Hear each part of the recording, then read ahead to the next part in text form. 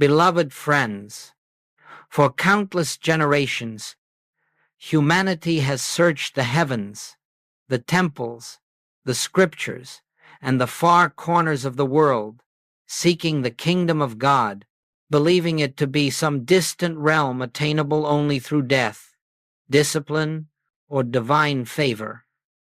We have been taught, almost instinctively, to look beyond ourselves for the presence that gives us life. And yet, the Master, in his infinite clarity, spoke a truth so simple, so direct, that the human mind has struggled to grasp it. The kingdom of heaven is within you. This single truth, when understood, changes the entire nature of your spiritual journey. It removes the strain, the effort, the self-condemnation that so often accompany the religious quest. It reveals that the very thing you have been searching for, peace, supply, healing, harmony, is not waiting in the clouds, nor hidden in some sacred geography, but already seated in the depths of your own consciousness. And if this is so, then the spiritual life is not a journey outward, but a turning inward, not a striving toward God, but an awakening to the God who has never left you for a single instant. The teaching we explore today is not speculative theology. It is not the product of imagination or philosophical argument. It is the fruit of spiritual experience, tested, lived, and demonstrated.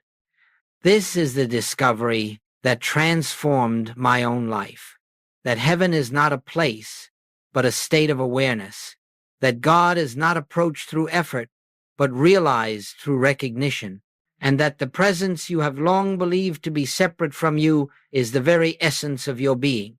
So let us begin this hour together, not with belief, not with hope, but with receptivity. Let us become still enough to sense, even faintly, that within this very moment, within the very consciousness listening to these words, the kingdom is already present. You need not travel toward it. You need not achieve it. You need only recognize that what you have been seeking is the ground of your own life, the truth of your own identity. With this recognition, we step together into a new dimension of understanding, a dimension where God is not a distant deity, but the living presence within you, where heaven is not a promise deferred, but a reality awaiting your awareness now. Let us look honestly, quietly, at one of the greatest misunderstandings that has shaped the spiritual life of humanity. For centuries, the kingdom of heaven has been presented as a place remote, reserved, and reachable only by a select few who fulfill certain conditions or survive certain trials. Heaven has been described as a realm to be entered after death, earned through behavior, or bestowed upon those fortunate enough to be chosen. And because of this deeply embedded belief, most seekers have naturally concluded that God must also be somewhere else, far removed from the immediacy of daily life. This misunderstanding lies at the root of nearly all spiritual frustration. It is the reason so many find themselves praying to a God who seems silent, waiting for a blessing that never comes, or striving for a holiness that constantly slips out of reach. When the kingdom is believed to be external and distant, the seeker's entire consciousness becomes one of separation. God there, the individual here, heaven above, humanity below, holiness beyond, struggle within. And you see, once separation is assumed, everything built upon it is burdened with effort. You try to reach God, you try to become worthy, you try to rise above the human condition by climbing a ladder that does not exist. All the while, the presence you seek is closer than your breath, nearer than your heartbeat, already intertwined with your very being. The tragedy of this misunderstanding is not that people have sought God sincerely. The tragedy is that they have sought him where he is not. And so the mind, conditioned by Centuries of belief projects heaven outward, imagines it upward, assigns it to celestial geography or future time. But the Master did not say the kingdom will be within you someday. He did not say the kingdom is waiting for you after life. He said, with divine simplicity, the kingdom of God is within you. To miss this is to miss the foundation of spiritual life. To misunderstand this is to search endlessly without finding, and to cling to the belief that heaven is elsewhere is to overlook the living presence that is your very life. Let us be very clear. As long as the kingdom is imagined as external, you remain a seeker. But the moment you recognize that the kingdom is a state of consciousness already present, you cease seeking and begin awakening. The entire journey changes. The struggle dissolves. The burden lifts. You discover that you have not been moving toward God. God has been expressing himself as your very consciousness from the beginning. This misunderstanding, then, is not merely theological. It affects your inner experience every day. It determines how you pray, how you interpret challenges, how you view yourself, and how you relate to the world. And until this error is corrected at the level of consciousness, no amount of religious effort can bring the peace or illumination you desire. Therefore, we must gently release the notion of a heaven out there and prepare to explore the profound truth that heaven is a dimension of awareness available now, not later, here, not elsewhere, within, not beyond. Now, having set aside the belief in a distant heaven, we can begin to behold the true nature of the kingdom, a nature so simple, so immediate, that the human mind almost overlooks it. The kingdom of heaven is not a realm you travel to. It is not an environment waiting to be entered. It is not granted after the body falls away. The kingdom of heaven is a state of consciousness, a spiritual awareness, already present at the center of your being. This is the profound revelation that transforms the spiritual path from one of pursuit into one of awakening. And it is here that the entire teaching takes on a new dimension. For when we recognize that the kingdom is consciousness, not geography, we also recognize that we are not separated from it. You cannot be separated from your own consciousness.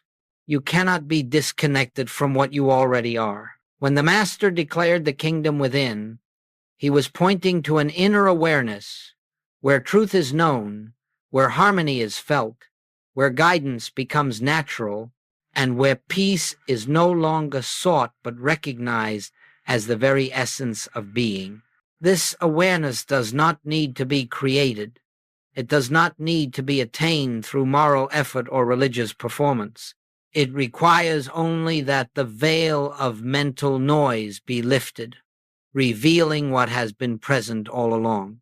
You see, the human mind insists that heaven must be complicated, hidden, or earned, but spiritual consciousness is always simple, immediate, and universally available. It is not reached through willpower. It is realized through receptivity. It is not the result of outer achievement. It is revealed in inner stillness. It is not something you grow into. It is something you uncover. Let us make this very practical. When you experience a moment of deep peace, when a solution rises quietly from within, when intuition guides you without strain, when love flows without effort, that is the kingdom touching your awareness. That is heaven breaking through the layers of fear, thought, and belief.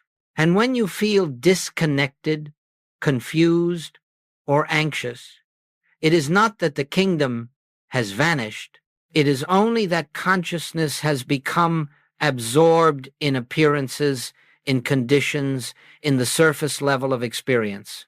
The kingdom remains exactly where it has always been within you, unchanged, undiminished, waiting for recognition. Joel Goldsmith often said that spiritual awakening is not the adding of something new to your life. It is the removal of that which obscures what is already eternally present.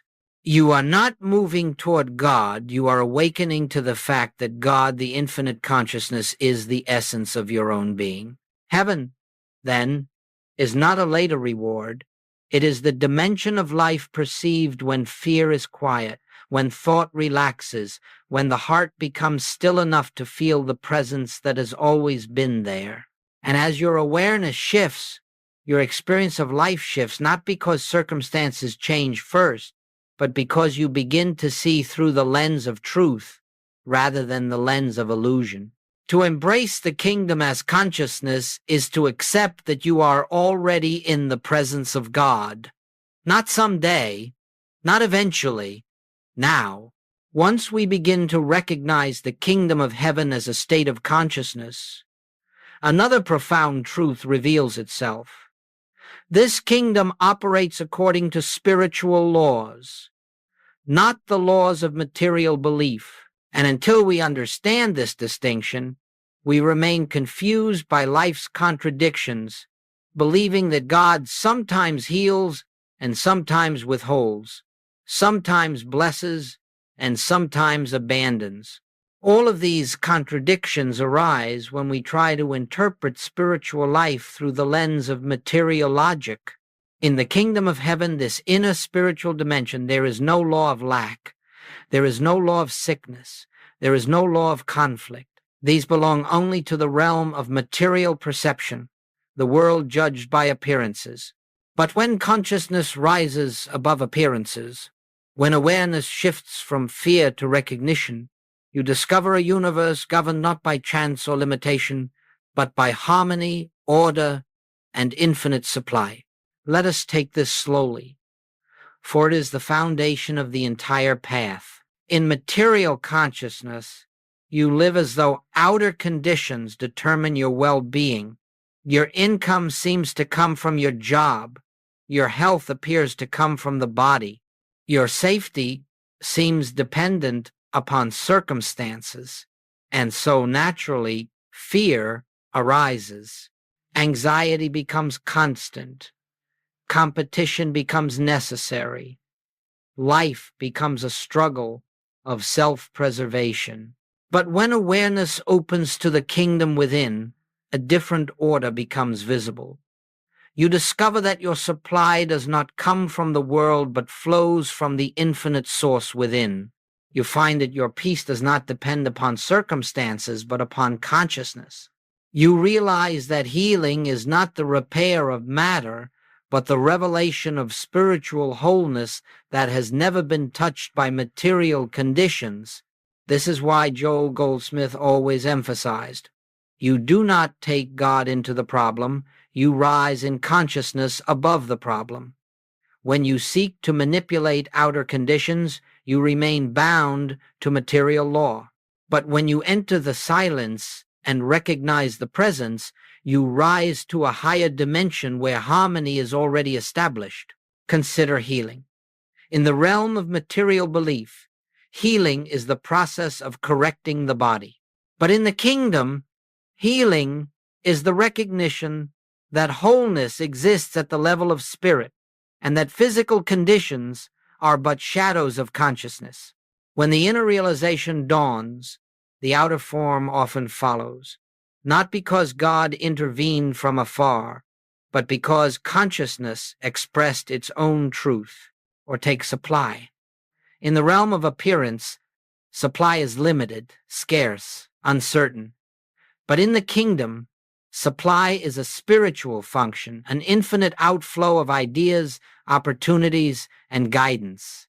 When consciousness abides in the recognition of divine sufficiency, the outer world rearranges itself in accordance with that recognition. This is not magic, it is spiritual law. And relationships, how deeply people suffer in this area.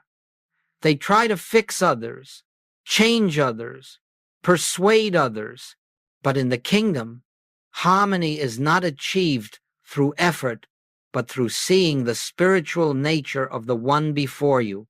When you behold the divine presence where personality once stood, relationships transform, sometimes outwardly, always inwardly.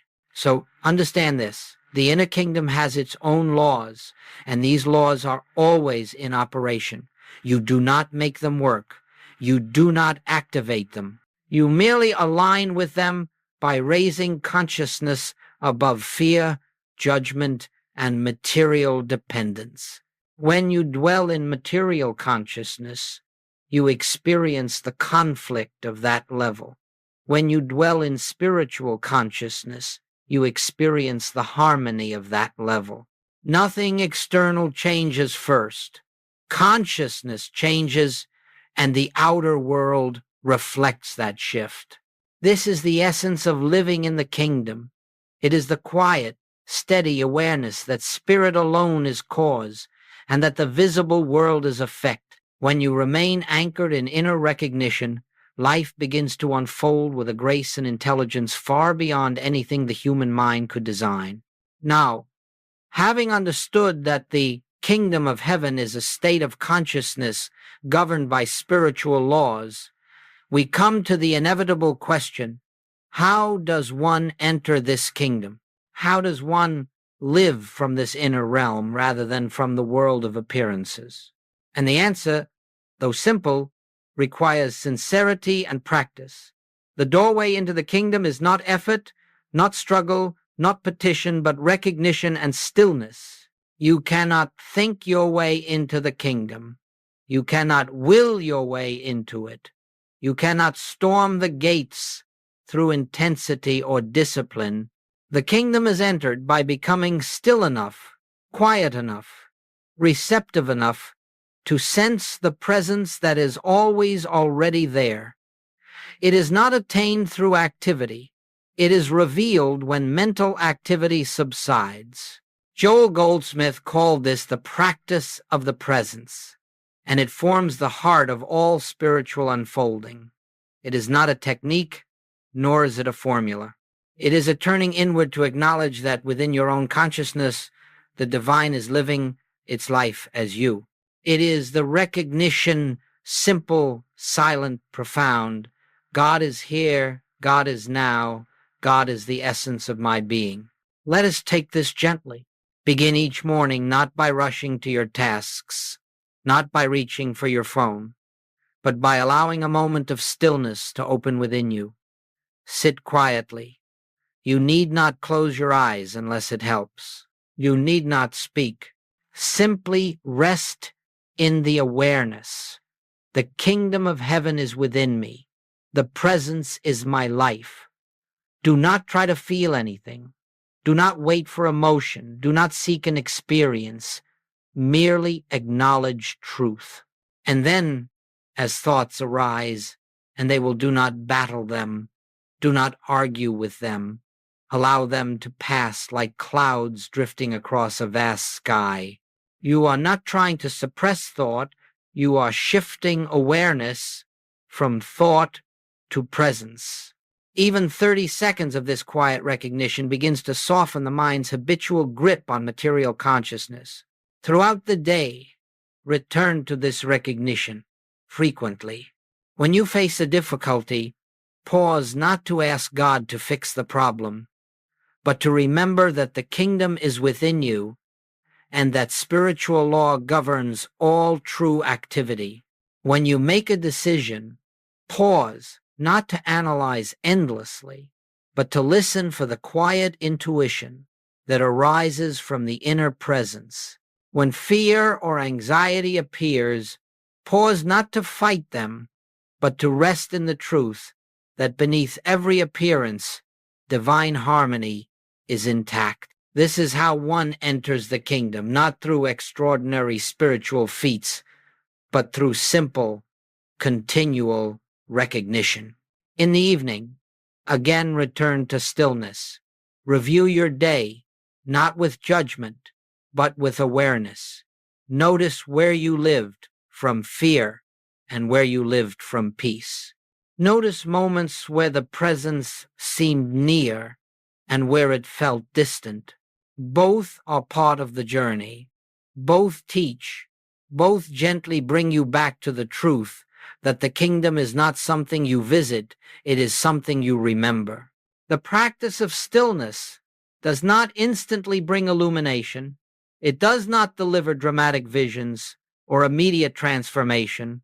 Rather, it gently dissolves the mental noise that obscures the presence. Like dust settling from clear water, your consciousness becomes transparent enough for spiritual awareness to shine through. Eventually, you discover that stillness is not a practice you perform. It becomes the natural resting place of your being. You begin the day in the kingdom. You move through the world with the kingdom. You return to rest in the kingdom, and in time, you realize that you never truly left it. You had only forgotten. This is the way into the inner kingdom. Quiet recognition of what already is, and stillness that allows it to reveal itself. Up to this point, we have spoken of the kingdom as an inner state, a spiritual realm of consciousness that is present regardless of outer conditions. But unless this understanding becomes practical, unless it touches the details of your daily life, it remains an abstraction. And so we must look at how the kingdom expresses itself when consciousness shifts, how the invisible becomes visible, how inner awareness becomes outer experience. We must be very clear. The purpose of spiritual realization is not to improve the world of appearances. It is not to manipulate conditions or achieve certain results. The purpose is awakening itself. Yet as consciousness awakens, life naturally reflects that awakening, just as the calmness of a lake reflects the sky more clearly than turbulent waters. Outer demonstration is the effect. Spiritual recognition is the cause. Let us take a few areas where this becomes unmistakably evident. Health. In the material outlook, health is seen as a condition of the body. When something goes wrong physically, we react with fear, with concern, with desperate seeking. But in the kingdom, health is a quality of spirit, perfect, whole, unbroken. When consciousness returns to the recognition of inner wholeness, fear dissolves, and with it the frantic attempt to correct matter from the level of matter. You turn inward, quietly acknowledging the life of God is the life of my being. Wholeness is the truth of me now.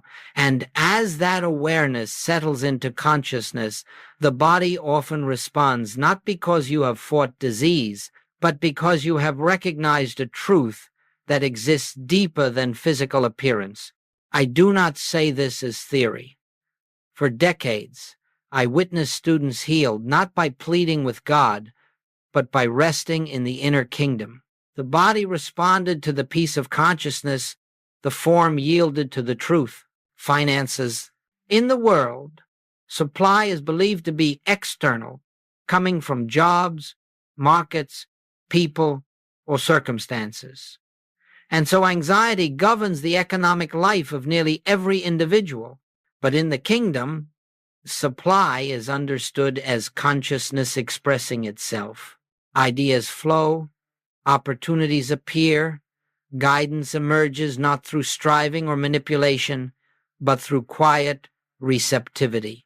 When you rest in the truth that divine abundance is the nature of your being, you stop grasping, fearing, and forcing. You become open to the infinite ways in which the universe can provide. Again, this is not magic. It is not the pursuit of wealth. It is the recognition that your good is not dependent on the shifting forms of the world, but arises from the infinite source within your own consciousness. Relationships. How often human relationships suffer because individuals look at one another through the lens of personality, history, and ego. Yet in the kingdom, you see the divine nature of the one before you. You respond not to their fear or their behavior, but to the spiritual reality that stands behind appearances.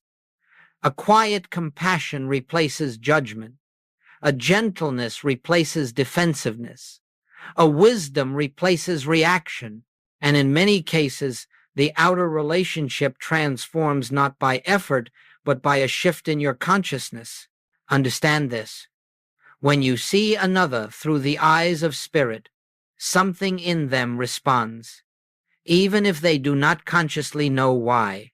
Harmony unfolds because you are no longer relating to ego, but to the presence within them. Everyday challenges, even the most ordinary situations, traffic, schedules, work pressures become different when consciousness abides in the kingdom.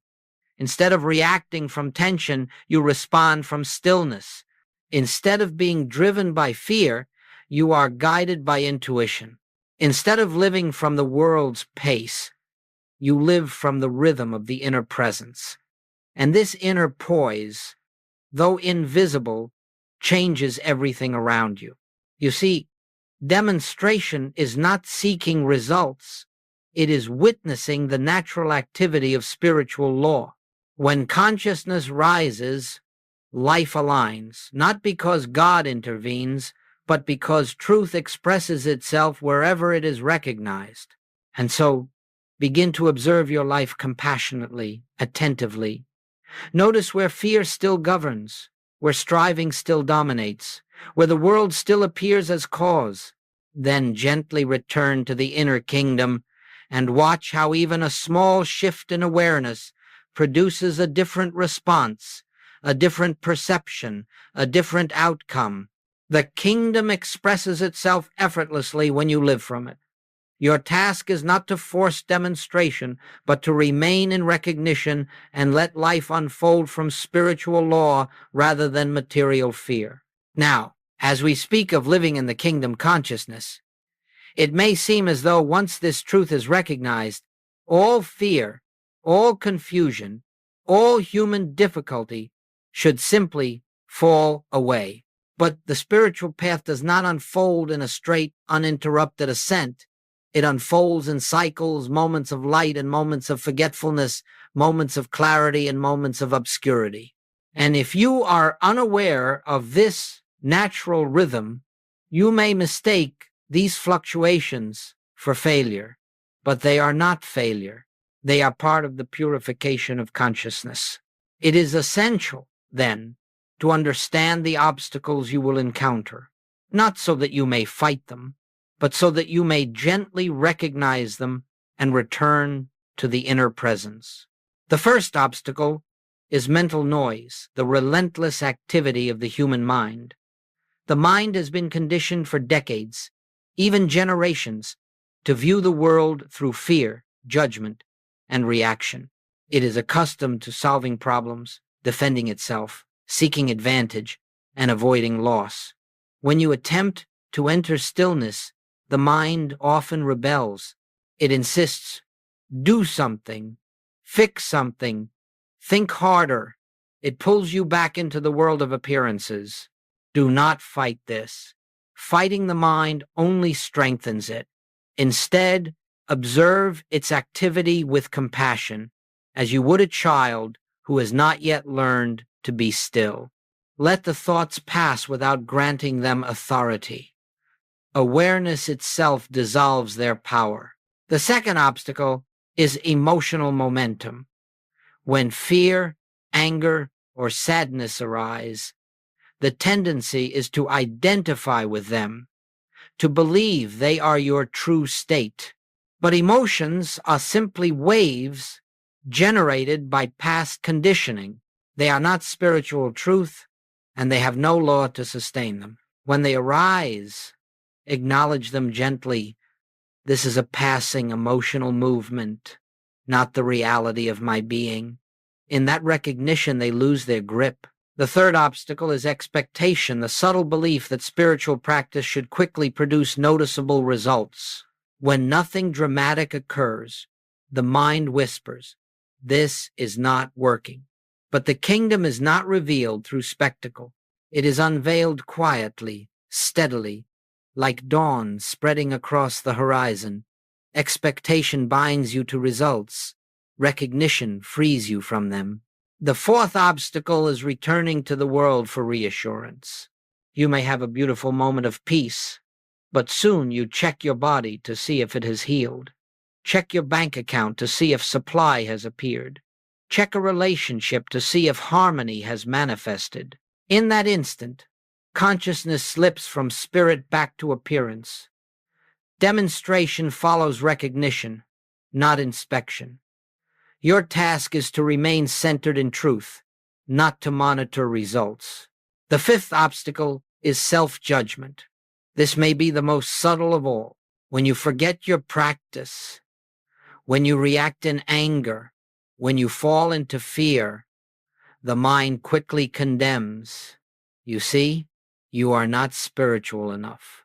You will never awaken, but judgment is never the voice of spirit. Judgment is the echo of the human mind. The kingdom never withdraws from you. You simply become temporarily unaware of it. And the instant you return to recognition, even clumsily, even weakly, the presence meets you there without hesitation. The sixth obstacle is using truth as a technique to fix problems. When you declare spiritual truth in order to change conditions, you are still bound to material consciousness. Truth spoken as a means to an end is not truth, it is manipulation. But truth recognized for its own sake without agenda unfolds as harmony in its own way, in its own time. And finally, the seventh obstacle is discouragement, a subtle sense that progress is too slow, the mind too busy, the world too overwhelming. But remember this, the spiritual path is measured not by dramatic experiences, but by gradual shifts in awareness.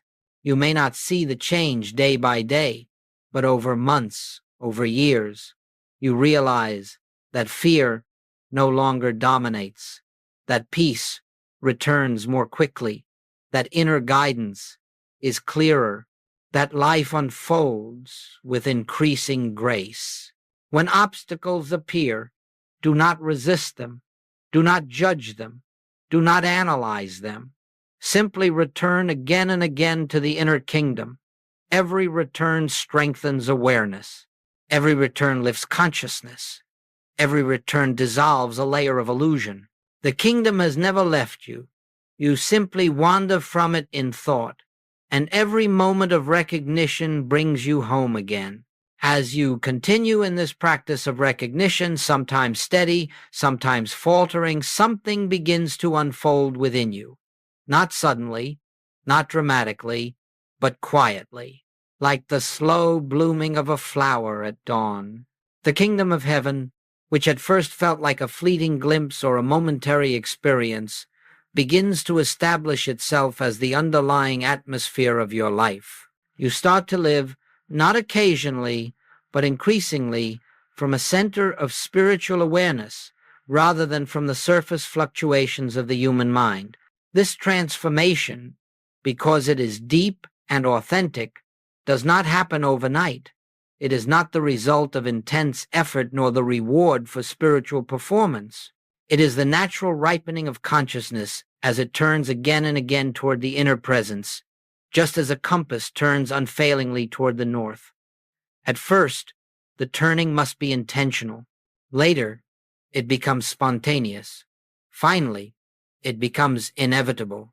In the early stages, you may find yourself slipping often into fear, reacting to circumstances, becoming entangled in the world's noise. But with each return to silence, with each moment of recognition, something in you strengthens. The grip of fear loosens. The intensity of reaction diminishes. The world no longer holds the same authority over your peace. Gradually, your consciousness undergoes a profound shift. Instead of seeking God in moments of crisis, you find yourself sensing the presence in the quiet ordinariness of daily life. Instead of praying for solutions, you live from the awareness that the infinite source is already within. Instead of trying to change the outer world, you rest in the realization that spiritual law governs all true activity. You begin to notice subtle changes, A problem that once produced anxiety now evokes stillness, and from that stillness, guidance arises. A relationship that once triggered conflict now awakens compassion, and from that compassion, understanding emerges. A financial concern that once stirred panic now invites receptivity, and from that receptivity, opportunity unfolds. Nothing external has been forced. No one has been persuaded. No circumstances have been manipulated. Rather, consciousness has shifted, and because consciousness is cause, form follows effortlessly. And over time, you discover that this kingdom awareness becomes the quiet foundation beneath every experience. You may still face challenges, health issues, financial pressures, unexpected changes, but they no longer shake your inner equilibrium. You respond from a place deeper than thought, from a presence that is untouched by circumstances. You live with a confidence that is not arrogance but trust, not in the world, but in the spiritual truth at the core of your being. This is what it means to live permanently in the kingdom, not that you never feel fear, but that fear no longer determines your state. Not that circumstances never become difficult, but that difficulty no longer pulls you out of inner alignment. Not that the world becomes perfect, but that your perception becomes anchored in a deeper reality. Eventually, something even more profound occurs. You begin to recognize this same presence, this same kingdom in others. You see past their behavior, past their fear, past their confusion, and behold the divine essence shining through. And as your inner vision changes, your relationships change, your interactions soften, your compassion deepens. You no longer live as a separate self navigating a world of separate selves. You live as consciousness, recognizing consciousness, and finally, after months and years of practice, the kingdom is no longer something you visit. It becomes your home. You wake in it, walk in it, rest in it.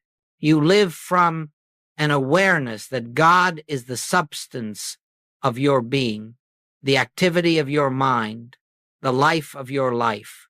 The world is still the world, but you no longer inhabit it from fear. You inhabit it from spirit. This is the long transformation, not a sudden illumination, but the steady unveiling of what has always been true. The kingdom of heaven is within you, and you are within the kingdom, eternally, inseparably, and without effort. And now, as we bring this time of contemplation to a close, let us return to the simple, luminous truth that has been the foundation of all we have shared. The kingdom of heaven is within you, not as an ideal, not as a metaphor, not as a distant promise, but as an ever-present reality, quiet, steady, unchanging.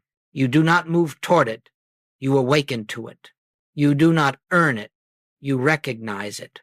You do not call it down from the heavens. You uncover it within your own consciousness. No matter what has happened in your past, no matter what you believe you lack, no matter how often you have forgotten or wandered, the kingdom has never withdrawn from you. It has waited patiently for your attention to turn inward, for the noise of the world to soften, for the heart to become receptive to the truth that has always been true. You need not understand everything at once. You need not achieve perfect stillness. You need not transform your life in a day. Begin with one moment of recognition, one pause, one breath, one quiet turning inward to acknowledge the presence is here. The kingdom is within me. If you practice this simple recognition gently, sincerely, without pressure, you will find that something within you begins to shift. Fear loosens its hold. Peace becomes more accessible. Guidance becomes clearer. Life begins to reflect the harmony of the inner kingdom, not through force, not through willpower, but through the natural activity of spiritual law expressing itself through awakened consciousness. And as days become weeks and weeks become months, you will find that the spiritual light you once glimpsed occasionally becomes the atmosphere of your life. You will walk in a deeper peace, respond with greater wisdom, and live with a quiet assurance that does not depend on outer conditions. You will discover that the kingdom is not a destination you hope to reach, but the home you have always belonged to. So take this step today, not tomorrow, not someday, but now.